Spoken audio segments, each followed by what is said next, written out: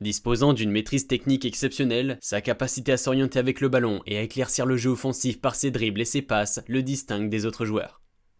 Toutes ces qualités l'ont conduit à adopter, au sein de son équipe, un rôle de meneur de jeu en équipe de France, tout comme Michel Platini ou encore Raymond Kopa avant lui.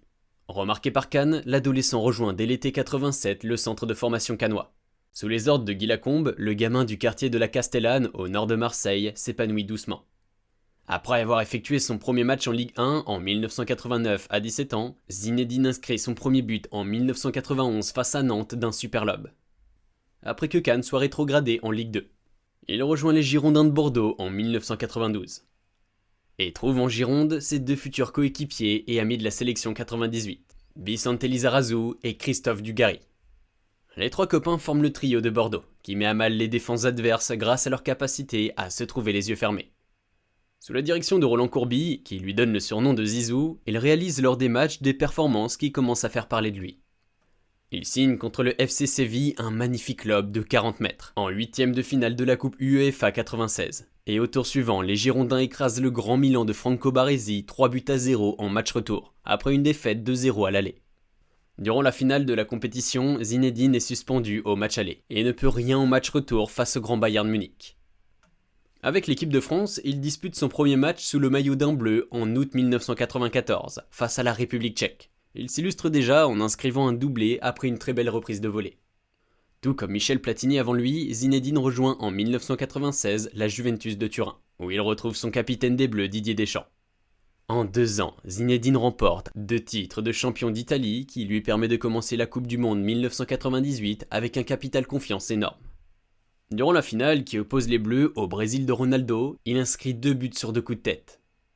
Score final 3-0. Zizou, et sans oublier Petit, viennent d'offrir à la France sa première étoile.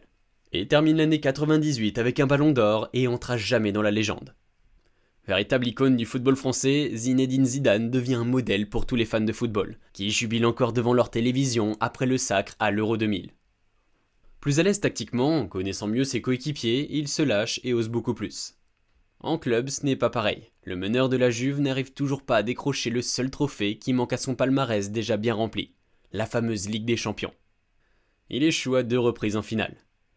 Une fois en 97, perdu 3-1 face au Borussia Dortmund, et une fois en 98, perdu 1-0 contre le Real Madrid. Il décide finalement, le 8 juillet 2001, de quitter la vieille dame de l'Italie, pour rejoindre le prestigieux Real Madrid pour la modique somme de 75 millions d'euros. C'est un record à l'époque. Il ne faut qu'une saison pour que les Galactiques remportent la Ligue des Champions face au Bayern Leverkusen, après que Zizou inscrit sur une reprise de volée venue d'ailleurs le but décisif.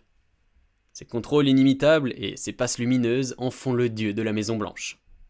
Pour la Coupe du Monde 2002, il se blesse à la cuisse juste avant le début du tournoi, ce qui plonge les Bleus et les Français dans le désarroi, et précipite peut-être un peu le fiasco. Champion d'Espagne avec le Real en 2003, Zinedine voit sa carrière un peu limitée par les habitudes du club espagnol, à simplement empiler des stars du football sans aucun fond de jeu. Et comme pas mal d'autres footballeurs, il se sent harcelé par les médias. Il pense même à raccrocher les crampons. Heureusement, la voix de la sagesse lui dit de revenir au chevet de l'équipe de France. Et avec l'aide de Makelele et de Lilian Thuram, ils ouvrent ensemble le chemin vers la Coupe du Monde 2006. Après un premier tour plutôt moyen, Zizou laisse éclater son génie une nouvelle fois lors du 8e face à une Espagne qu'il avait humiliée de moqueries dans la presse locale. Mais aussi durant les quarts de finale contre le Brésil où il mène ses coéquipiers à une métamorphose totale.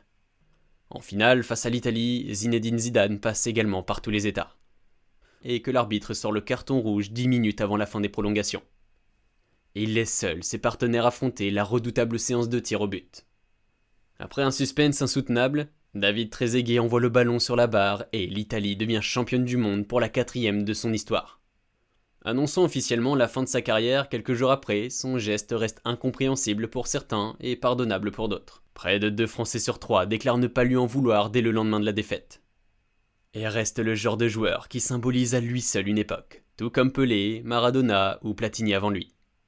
Aujourd'hui, il est sans aucun doute l'un des plus grands entraîneurs actuels. Il a déjà remporté énormément de titres, dont 3 Ligues des Champions en seulement 2 ans et demi à la tête du Real Madrid. Beaucoup espèrent qu'il entraînera un jour l'équipe de France.